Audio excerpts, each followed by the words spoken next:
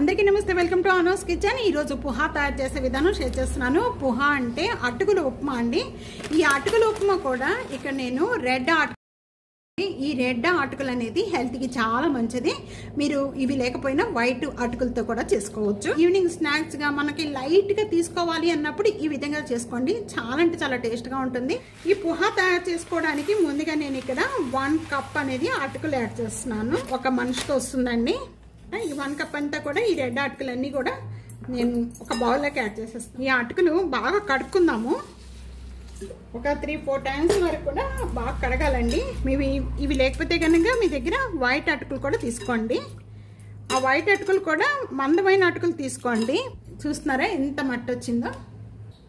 ఈ అటుకుల్ని నేను 3 సార్లు కడిగానండి. 3 సార్లు కడిగిన తర్వాత ఈ విధంగా ఫ్రెష్గా ఉన్న వాటిని ఒక గిన్నె పెట్టుకొని దానిపైన ఈ విధంగా స్టీనర్ పెట్టేసుకోండి. స్టీనర్ పెట్టేసుకొని ఈ అటుకులు మొత్తం కూడా ఈ విధంగా వడపోసేసుకోవాలి. అంతా కూడా వడపోసేసుకొని ఈ విధంగా క్లీన్ చేసుకున్న అటుకుల్లో ఇప్పుడు 1/2 టేబుల్ స్పూన్ పసుపు యాడ్ చేస్తున్నాను. పసుపు అనేది ఈ విధంగా బాగా కలిపేసుకున్నాము. అటుకుల ఉప్మా తయారు చేసుకోవడానికి నేను ఇక్కడ ప్యాన్ లో 1 టేబుల్ స్పూన్ గీ యాడ్ చేస్తున్నాను. నేను 1 టేబుల్ స్పూన్ పల్లీలు యాడ్ చేస్తున్నాను. వేగిపోయిన వెంటనే ఇక్కడ నేను ఒక 1/2 టేబుల్ స్పూన్ జీరా యాడ్ చేస్తున్నాను. 1/2 టేబుల్ స్పూన్ ఆవాలు, ఇవి కూడా బాగా వేయించుకోవాలి. ఇక్కడ ఈ విధంగా వేగిపోయిన వెంటనే అంతా కూడా యాడ్ చేసేసుకోవాలి. స్టవ్ బంద్ చేసుకొని ఇక్కడ ఒక 1/2 table spoon sugar add, 1/2 table spoon salt add చేస్తున్నాను. మొత్తం కూడా ఒకసారి బాగా కలిపేసుకుందాము.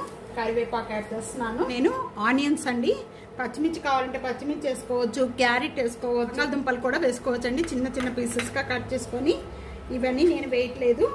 సింపుల్గా చాలా టేస్ట్గా ఉండేలాగా ఇదే ఈ విధంగా తయారు చేసుకోవచ్చు.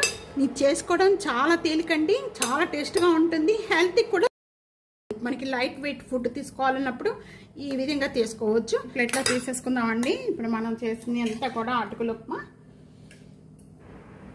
ఉప్మా రెడీ అయిపోయిందండి. ఈ విధంగా ట్రై చేయండి. చాలా అంటే చాలా టేస్ట్గా ఉంటుంది. నిమ్మకాయ మాత్రం వేసుకోవడం అస్సలు మర్చిపోవద్దండి. అది తీసుకునేటప్పుడు నిమ్మకాయ వేసుకొని తీసుకోండి.